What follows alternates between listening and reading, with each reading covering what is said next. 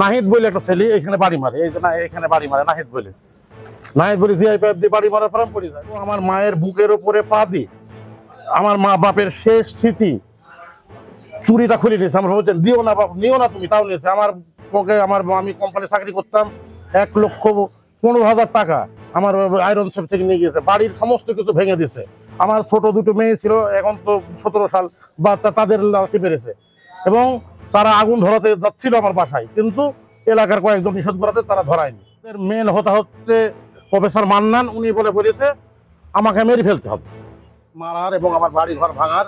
এই যে কাগজ আপনারা দেখেন, এর ভিতরে আরো আছে। আমি 9.5 মাস জেল খেটেছি এবং জেলখানায় আমাকে আওয়ামী লীগের প্রথমে যেদিন জেলখানায় ঢুকি, জেলখানায় ঢোকার দিনকেই আওয়ামী লীগের কিছু গুন্ডা পান্ডা চাঁদাবাজরা ছিল এবং হিরোখোর আওয়ামী লীগের হিরোখোররা আমাকে যখন আমদানি ওয়ার্ডে ঢুকলাম রাতে, দিয়ে আওয়ামী লীগের এই আমদানি ওয়ার্ডের কিছু মানে ওই প্রেতাত্মা, আওয়ামী লীগের প্রেতাত্মা একে বলছে যে একে পায়খানার গুড়ায় শোয়াইতে হবে। মানে সবাই ভালো জায়গায় শুচ্ছে, কিন্তু আমাকে পায়খানার গুড়ায় শোয়াচ্ছে। ওই জায়গায় সবাই আসামি, চোর, লুচ্চা সব আসছে, যারা এসে আমার গায়ে পায়খানার পানি ছিটাচ্ছে।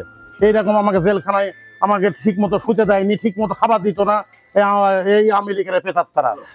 কথা বলবো মেহেরপুর জেলায় বিএনপিকে ভালোবাসে এমন একজন দলীয় কর্মী, যিনি এই 30 বছরের রাজনৈতিক ক্যারিয়ারে বহুবার সে জেলে গিয়েছিল, নির্যাতনের শিকার হয়েছে যুবলীগের।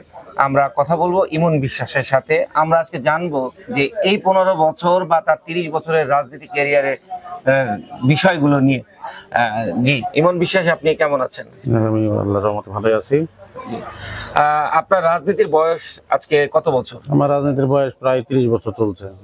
জি, আমি 8ম শ্রেণী যখন পড়তাম তখন থেকে আমি রাজনীতিতে আমি আসি। আমার বাসার কাছে পার্টি অফিস ছিল, ওই বড় ভাইরা যেত, আমাদের এলাকার বড় ভাই ওনার রাজনীতি করতো, ছোট ভাই রাজনীতি করতো, ওনাদের দেখে আর কি আমার রাজনীতির জীবনে আসা।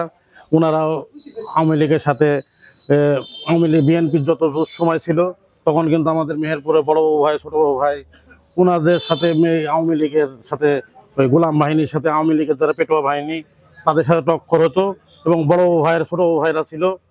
ওই বাড়িতেই কিন্তু আওয়ামী লীগকে দুঃশাসন বা এই সেই বাকশালীদের দুঃশাসনে ওনারাই কিন্তু রুখে দাঁড়াতেন এবং আমরা কিন্তু তার পেছনে যেতাম। তখন থেকেই আমরা হচ্ছে আওয়ামী লীগের দুঃশাসনের বিরুদ্ধে বড় ভাই ছোট ভাই আমরা মিলে, তো তখন থেকে আমার পথ চলা রাজনীতিতে, সেই ছোটবেলা থেকেই। আচ্ছা, যখন রাজনীতি আপনি পরিপূর্ণভাবে যখন বুঝতে শিখেছেন, তখন আপনাদের এই জেলার নেতৃত্বে কে ছিলেন? আমি যখন রাজনীতিতে বুঝতে শিখি তখন আমাদের মানে বুঝতে শিখিনি, তখন আমাদের আহমদ আলী ছিল মেহেরপুর বিএনপি রাজনীতিতে। উনি, তারপরে অরুণ ভাই ছিল ওয়ার্কার্স পার্টিতে, উনি আহমদ আলীর নামে অনেক রকম কথা বলেছে। তারপরে দেখলাম যে তারপরে কিছু আমরা 2-4 বছর পরে আমরা ছোট পট পরিবর্তন হলো, তখন দেখলাম যে আবার অরুণ ভাই ওই দলের নেতৃত্ব নিল। এই 15 বছরে আপনার সাথে কি হয়েছিল? এই স্বৈরাচারী শাসন আমলে আপনার সাথে কি ঘটেছিল? এই স্বৈরাচারীর আমল এটা খুব বিভীষিকাময় আমল। আমরা কোনো দোকান ঘর, আমার পাড়ার বাড়ির কাছে, আমার মেন রোডে বাড়ি, এই 2 নম্বর ওয়ার্ড নীলমণি হল পাড়ায়, এইখানে আমার ওষুধের দোকান আছে, ইমন ফার্মেসি। পাশের বাড়ির এলাকার সমীরের দোকানে চা খেতে আসতাম, আওয়ামী লীগরা কথা বলতো, যদি আমাদের কথা বলতে দেয়নি। একদিন চা খাচ্ছি, একদিন একটা শেখ হাসিনার একটা কথা যে উনি মানে সুস্থ ভোট করছেন, এই কথাটা আমি বিরোধিতা করি।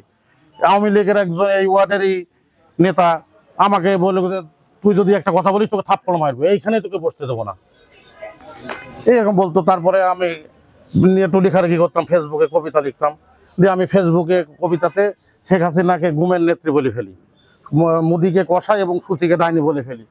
আমি জানি যে হয়তো লেখার জবাব লেখাই দেবে, যে আমি ওষুধ কোম্পানির চাকরি করতাম এশিয়াটিক ল্যাবরেটরিজ বাংলাদেশে, আমি আদায় করে বেড়াচ্ছি, অর্ডার কেটে বেড়াচ্ছি।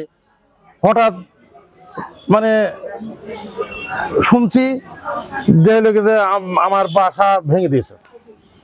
আমি তো জানিনি, শহর আদায় করে বেড়াচ্ছি, বাড়িতে ভেঙে দিয়েছে। তারপরে কিছুক্ষণ পরে আমি বাড়িতে আসছি, কে ভেঙে দিয়েছে আমি তো জানিনি, কারোর সাথে আমার আওয়ামী লীগের শত্রুতা সেইভাবে নেই, কে ভেঙে দিয়েছে আমি দেখতে আসি, দেখছি আমাকে বলছে ওইটাই ইমন। আমাকে মোটরসাইকেলের যোগে আমাকে তেড়ে নিয়ে গেল, আমাকে বলতে মোটরসাইকেল চোর বলে আমাকে তাড়াইলো। কে কে তারা? এখানে রিটন পেরেশান গ্রুপ, তারপরে মানে কি এখানে পুলিশ বাহিনী না না? না না রিটন যুবলীগের রিটন পেরেশান গং, এরা মেহেরপুরের মানুষের সাথে অত্যাচার করেছে এবং আমাকে মারার তাদের একটা উদ্দেশ্য ছিল। আমাদের বড় বাজারের এই এলাকাটায় ওরা চাঁদাবাজ, মানে আমাকে মেরে দমি ওরা ভয় দেখাবে মানুষজনকে এবং চাঁদা আদায় করবে এই এলাকায়। কিন্তু আমি সামান্য এই কথা বলাতে এবার আমাকে মোটরসাইকেল যোগে তাড়াই নিয়ে গেল। ওই জায়গাটা কি জানো, এই শহীদ আরজ রোডের আমাকে ওইখানে আমি ওইখানে গিয়ে আমি ব্যাগ ঘুরতে গিয়ে আর পড়ে যাওয়ার পর ওরা দেখছি মোটরসাইকেল নিয়ে আমাকে ঘিরে খাওয়ার পরে প্রথমেই আমাকে জিআই পাইপ দিয়ে নাহিদ বলে একটা ছেলে এখানে বাড়ি মারে, এই যে না এখানে বাড়ি মারে নাহিদ বলে জিআই পাইপ দিয়ে বাড়ি মারার পর আমি পড়ে যায়। আমি জানি যে কেন মারছে আমাকে। তারপরে আমাকে যে মানে এমন আকারে সে মারে, মানে মানে মারার কি বলবো, সে আর মারছে আর বলতে রিটনার পেরেশার হুকুম দিছে। আর ওদের মেন হচ্ছে প্রফেসর মান্নান, উনি বলেছে আমাকে মেরে ফেলতে হবে।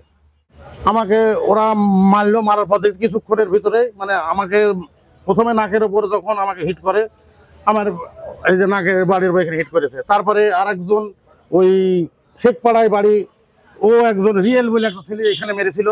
তারপরে হলো কি যে ওই আওয়ামী লীগের পেরেশানের ভাই বাদশাহ এও ছিল।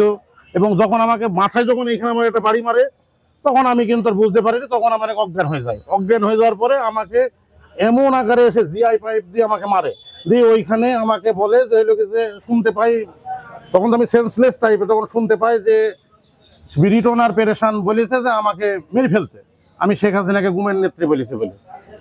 এখন পুলিশ ভাইরা আমাকে ওই এলাকার লোকজন, এই যে ওই এলাকার মানুষজন তখন প্রতিবাদ জানায়, পুলিশও চলে আসে, আমাকে হাসপাতালে নিয়ে আসে। হাসপাতালে নিয়ে আসার পরে আমাকে দেখছি যে ওইখানে পুলিশে লোড, মানে মনে হচ্ছে যে আমি মেহেরপুরের একটা বড় সন্ত্রাসী, আমাকে কেউ দেখা করতেও কেউ দিচ্ছে না। আমার ওয়াইফ আসলো, এসে তখন হাওমা করে কানতে কানতে আসলো, এসে আমাকে বলতে কি যে তোমার কি হয়েছে, দেখলো যে আমার গায়ে তখন। এবার হাসপাতালে গেলাম, হাসপাতালে ডাক্তারদেরও বলতে যে ওকে কোনো চিকিৎসা দেওয়া যাবে না, বলতে চিকিৎসা দেওয়া যাবে। কত সালের ঘটনা? 2017 সালে সেপ্টেম্বরের 2 তারিখে। সেই ক্ষেত্রে আপনি আইনি কোনো আশ্রয় পান নাই? না, আমি আইনে কেস করতে গেছিলাম, আমাকে কেস করতে দেয়নি। কিন্তু আমি আবার এই কিছুদিন রিসেন্টলি এই 25 তারিখে আমাদের নামে আবার মামলা করে দিয়েছি। আচ্ছা, এই এবং মামলা করতে গেছি আমি যে আমাকে বের হতো যে প্রফেসর মান্নান, এই প্রফেসর মান্নানকে আমি মামলা দেব, আমি ওনাকে বলছি আমি মাসুদ অরুণের ভাই বিজন, উনি আমাকে মামলা করতে দেয়নি। আপনি যে শেখ হাসিনাকে কি গুমের নেত্রী বলেছেন, এই গুম নেত্রী বলার কারণে আপনার নামে কি কোনো তারা পদক্ষেপ, মানে আইনি কোনো পদক্ষেপ নেয়, মামলা টামলা দেয় নাই? ওরা হ্যাঁ আমাকে ডিজিটাল নিরাপত্তা আইনে মামলা দিয়েছে। সেক্ষেত্রে কি পুলিশ আপনাকে গ্রেফতার করেছে? হ্যাঁ, পুলিশ গ্রেফতার করে আমাকে 9.5 মাস জেল খাটাইছে। আমি জেলখানায় অনেক নির্যাতিত হয়েছি। না, তার ভিতরে একটা আমার ওয়াইফ যখন আসলো, এবার এই কাহিনীটা আপনি শুনেননি। আমার ওয়াইফ যখন আসলো, এসে আমাকে বললো যে বাড়ি ঘর সব ভেঙে ফেলেছে। হ্যাঁ, বাড়ি ঘর ভেঙে ফেলেছে, যুবলীগের ছেলেপেলেরা সব বাড়ি ঘর ভেঙে ফেলেছে। আমার এই যে এইগুলা সব আছে, এই যে আমার বাড়ি ঘরে সব ভাঙা, আমাকে মেরেছিল। এবং আমার মামুন মেম্বার বলে এখানে একটা মেম্বার ছিল, তার ভাই মোহন, ও আমার মায়ের বুকের উপরে পা দিয়ে আমার মা বাপের শেষ স্মৃতি চুরিটা খুলে নিয়েছে। আমার বলছেন দিও না বাপ, নিও না তুমি, তাও নিয়েছে। আমার পকে আমি কোম্পানি চাকরি করতাম, 1,15,000 টাকা আমার আয়রন শেপ থেকে নিয়ে গিয়েছে। বাড়ির সমস্ত কিছু ভেঙে দিয়েছে। আমার ছোট 2টো মেয়ে ছিল, এখন তো 17 সাল, বা তাদের লাঠি পেরেছে।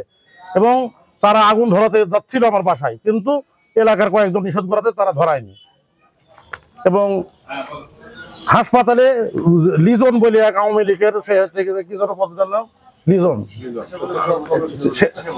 স্বেচ্ছাসেবক সভাপতি লিজন, ওই লীগের সভাপতি লিজন, ওই লিজন আমি বলতে যে এ তো মরেনি বলে হাসপাতালে পর্যন্ত আমাকে অ্যাটাক করেছে। এবং আমাকে ঠিকই মানে পারা যায়নি, এইখানে আমাকে আমাদের পাড়ার এইখানে কেউ আমাদের কাউকে দেখতে যায়নি। আমার এক বন্ধু এনামুল বলে সে আছে, সে হইলো কি যে আমাকে দেখতে গেছে। এবং পুলিশ তাকে বলছে আপনার সাহস কত কি হইলো, যে আপনি এখানে আসলেন, এখানে সাহসের কি আছে, এখানে সাহসের কি আছে, এখানে আমি দেখতে এসেছি। আর তারপরে আমাকে সেই এমন ভাবে আমি দেখছি যে আমার গায়ে সেই ধরা কাটা দাগের মতো, আমার গা বাঘের মতো হয়ে গেছে, এমন মায়ের মেরেছে। আমার মাকে ধাক্কা মারে, ওই ওরাই চুরি খোলার সময় যদি আমার মায়ের এই পিঠে এই আঘাত করে, এইখানে মানে দরজা ভাঙতে যায়, এগুলো ভাঙতে যায়, তো দরজা বন্ধ করে দেয়, জোর করে ধাক্কা মারা, মা পেছনে পড়ে গিয়ে এখানে আঘাত লেগেছিল। তখন তো আমি ওইখানে, তারপরে আমাকে জেলে নিয়ে যাই, জেলেও আমাকে অত্যাচার শুরু করে, জেলে অত্যাচার শুরু করে। এরা আমাকে প্রোটেকশন দেয়, ঠিক আছে। আমাকে জেলের ওয়ার্ডের উপর আমি গলায় তীরে থাকতাম, আমাকে গলায় টিনের উপর থেকে নামতে দিত না। এবং আফজাল বলে একজন ওইখানকার সুবেদার ছিল, উনি বলতো যে এই দেশদ্রোহী দেশদ্রোহী, এই ওকে নামতে দেওয়া যাবে না, শেখ হাসিনাকে গুমকুমারি বলেছে বলে।